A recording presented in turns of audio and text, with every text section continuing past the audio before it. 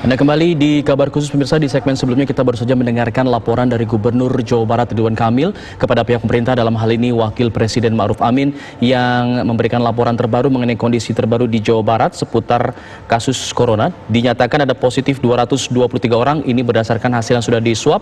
Namun dari hasil rapid test yang dilakukan oleh pemerintah Provinsi Jawa Barat, dari hasil 15.000 rapid test yang dilakukan ada 677 kasus yang positif.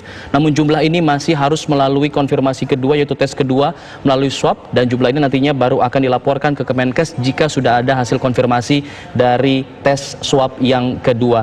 Dari 677 tersebut ada 310 diantaranya terdapat di Sukabumi dan 226 terdapat di Kabupaten Bandung. Dan pihak Pemprov Jawa Barat memberikan rekomendasi agar pemerintah memprioritaskan nomor satu, yaitu adalah pemeriksaan atau pengetesan besar-besaran sehingga bisa dipetakan wilayah-wilayah yang terpantau positif corona, dan juga meminta agar mudik nantinya harus tidak dilakukan oleh warga dari DKI Jakarta dan sekitarnya ke wilayah Jawa Barat, atau nanti resikonya pihak pemerintah provinsi bisa kewalahan. Kita akan melihat kondisi terbaru pemirsa di beberapa rumah sakit yang menangani kasus positif corona. Kita akan melihat di dua lokasi dari RSPI Sulianti Saroso, ada Cornelia Ami dan juga ada Christopher Immanuel yang memantau di rumah sakit darurat COVID-19 di Wisma Atlet Kemayoran. Kita ke Christopher dulu untuk melihat bagaimana kondisi di sana. Christopher, sudah ada berapa orang yang dirawat di rumah sakit darurat ini hingga hari ini? Iya, Alfat dan pemirsa, hingga hari ini di Rumah Sakit Darurat COVID-19 Wisma Atlet Kemayoran Jakarta merawat sebanyak 454 pasien rawat inap, di mana ini terjadi penambahan sebanyak 5 pasien dalam kurun waktu 24 jam terakhir, di mana 125 pasien dinyatakan mengidap positif COVID-19 dan 214 pasien merupakan pasien dalam pengawasan atau PDP, sedangkan 75 lainnya merupakan orang dalam pemantauan atau ODP. Dan sejak difungsikannya Wisma Atlet sebagai rumah sakit darurat ini, telah terdapat 3 pasien yang meninggal dunia dan semuanya telah dimakamkan sesuai dengan prosedur pemakaman jenazah positif COVID-19. Dan sampai hari ini sudah ada 4 pasien yang dirujuk untuk pulang dari rumah sakit darurat Wisma Atlet, di mana 2 pasien nantinya akan melakukan isolasi secara mandiri di rumah masing-masing.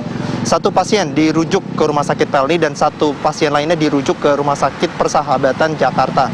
Dan untuk tenaga medis saat ini, yang dari berdasarkan kabar yang kami dapatkan memang mencukupi, baik dari peralatan kebutuhan APD serta tenaga medisnya sendiri ada 225 orang, di mana 225 orang ini untuk menangani 454 pasien yang saat ini dirawat. Dan untuk metode perawatan yang digunakan di rumah sakit darurat ini merupakan metode self-handling dan self-quarantine, di mana menerapkan meminimalisir kontak fisik antara pasien dan juga perawat, dan di mana mereka menggunakan metode video call ataupun WhatsApp untuk mengetahui kondisi terkini dari para pasien yang dirawat di rumah sakit darurat Wisma Atlet. Dan setiap pasien sendiri diwajibkan untuk melaporkan suhu tubuh setiap pukul 7 pagi dan 7 malam, dan mereka aktif mengikuti kegiatan senam yang dilaksanakan setiap harinya dipimpin oleh tim medis dari rumah sakit darurat Wisma Atlet.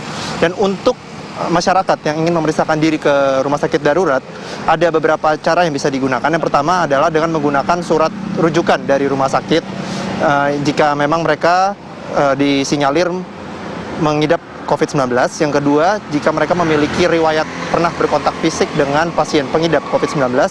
Dan yang ketiga, jika mereka melakukan call center dengan menghubungi 911, nantinya akan dilakukan penjemputan oleh ambulans dan nantinya akan ditindaklanjuti dan dirawat di rumah sakit darurat Wisma Atlet.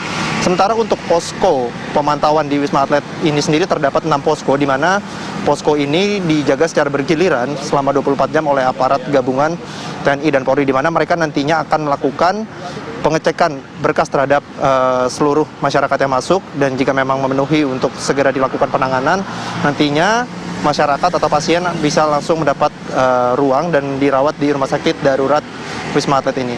Sementara demikian dapat kami kabarkan kembali ke studio. Kristo, masih ada sejumlah orang yang mungkin belum paham mengenai cara untuk kesana. Tadi sudah sebutkan, tapi bagaimana jika memang mereka ada merasakan gejala begitu yang mirip dengan COVID-19 tapi tidak punya surat rujukan dari rumah sakit?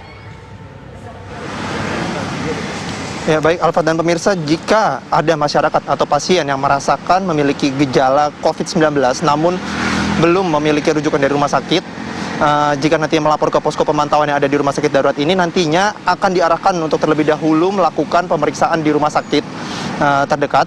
Nantinya setelah didapatkan hasil pemeriksaan dan surat rujukan, boleh nantinya akan mendapat perawatan lebih lanjut di rumah sakit darurat. Namun jika tidak memiliki surat rujukan atau tidak memiliki riwayat dari kontak dengan pasien positif COVID-19, nantinya tidak akan mendapat langsung perawatan dari rumah sakit darurat di Wisma Atlet karena harus mendapatkan rujukan terlebih dahulu dari rumah sakit. Demikian Alfat. Baik Christopher, nanti kita akan coba lagi update dari sana untuk mengenai jumlah pasien yang berada di sana.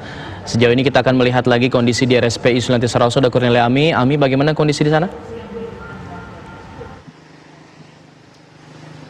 Ya Alfat dan juga pemirsa, ini kalau ditanya soal kondisi tentu saja semakin bertambah begitu untuk orang-orang yang mereka mendaftarkan ataupun ingin coba mengecek dirinya, kondisinya, apakah memang mereka betul terkena COVID-19 ataupun tidak. Karena data yang kami miliki, ini data terakhir kemarin, ini tanggal 2 April 2020, sudah ada penambahan yang cukup signifikan begitu untuk total ODP atau orang dalam pemantauan. Kalau kita tarik garis, ini dari tanggal 30 Maret, ini ada 35 begitu untuk ODP yang datang ke RSPI, kemudian 31 ini ada 50 orang.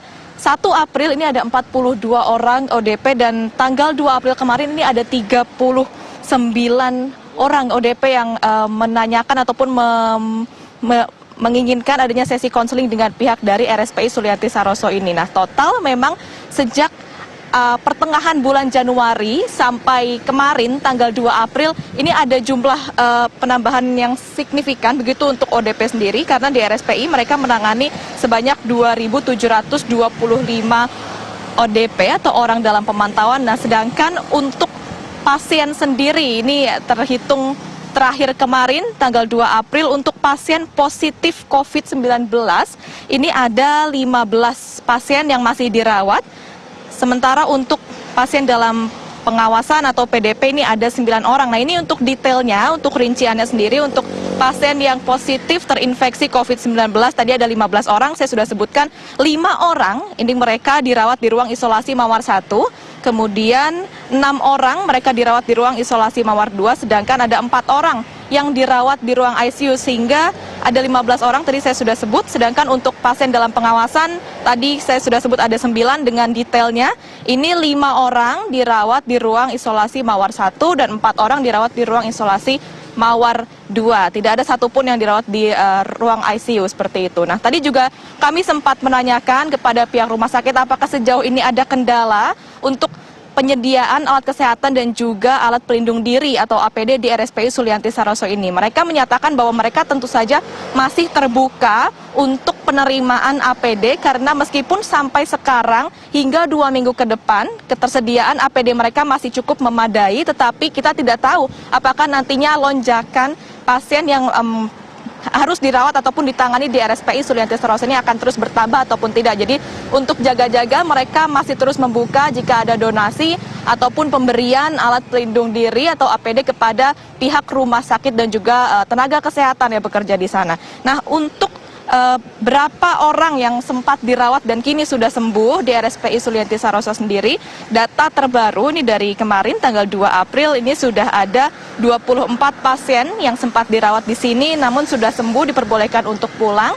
Sedangkan untuk pasien dalam pengawasan atau PDP yang tadi adalah pasien positif. Nah, kalau PDP ini ada 38 pasien yang sudah diperbolehkan untuk pulang. Sedangkan untuk mereka yang meninggal dunia dan sempat dirawat di rumah sakit penyakit infeksi Sulianti Saroso ini, mereka yang meninggal dunia dan sudah positif terinfeksi virus corona ini ada 11 orang. Sedangkan untuk PDP ini ada 4 orang, jadi total ada 15 orang yang meninggal dunia dan sempat dirawat di RSPI Sulianti Saroso ini. Sejak pertengahan Januari hingga sekarang, RSPI Sulianti Saroso telah merawat ataupun menangani total ada 101 pasien, baik itu mereka yang positif terinfeksi COVID-19 ataupun mereka yang merupakan ataupun berstatus PDP. Nah, untuk Anda sendiri, mungkin pemirsa di rumah yang ingin ataupun khawatir ingin mengecek kesehatan Anda, ini juga tadi sudah dikonfirmasi kepada pihak rumah sakit kalau sebelum-sebelumnya ini pos pemantauan dibuka sampai jam 9 malam, bisa datang sampai jam 9 malam dari jam 8 pagi. Ada sedikit perubahan bahwa untuk sesi konseling ataupun ingin bertatap muka dengan tenaga kesehatan di sini untuk menanyakan, untuk berkonsultasi seputar kondisi kesehatan dan juga gejala-gejala yang Anda alami, ini dibuka setiap hari dari pukul 8 pagi sampai pukul 16 waktu Indonesia Barat. Jadi untuk hari Sabtu Minggu ini juga masih terus dibuka untuk di RSPI Sulianti Saroso ini. Sedangkan untuk Anda yang mungkin tidak ataupun sulit untuk melakukan perjalanan menuju ke RSPI Sulianti Saroso ini ataupun terkendala karena akses jalan, ini Anda juga bisa, di sini sudah ada informasinya di depan rumah sakit bahwa bisa telepon ataupun menghubungi hotline yang disediakan oleh RSPI Sulianti Saroso. Sedangkan untuk hotline ini akan terus 24 jam dari jam 8 pagi sampai jam 9 malam, kemudian ada juga standby dari jam 9 malam sampai jam 8 pagi. Untuk informasi update perkembangan seperti apa untuk hari ini biasanya akan baru dirilis sore nanti. Alfat, kita tentu saja akan memberikan update informasinya nanti setelah ada perkembangan terbaru dari RSPI Sulianti Saroso. Alfat, kembali pada Anda. Ya, Amin, tadi Anda katakan bahwa persediaan APD di sana masih bisa bertahan selama 2 minggu ke depan dan masih terus membuka bantuan dari luar mengenai APD ini. Kalau mungkin Anda punya datanya mengenai APD yang dipakai di sana, apa yang paling dibutuhkan saat ini oleh para tenaga medis di sana?